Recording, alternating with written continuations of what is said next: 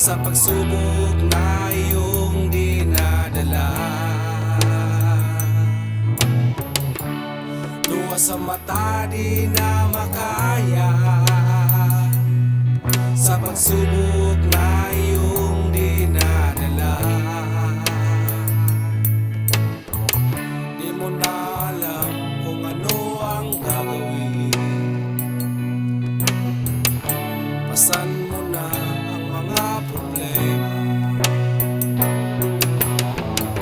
Lumapit ka kay Jesus, di ka niya pababayaan. Kahit na napakabigat ang ating suliranin,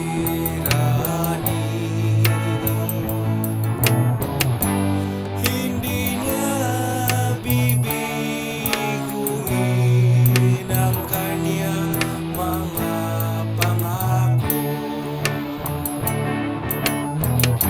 Manalig ka ng tapat sa kanya, hindi kanya iiwan. Di mo na alam kung ano ang gagawin. Pasan mo na ang kagipitan.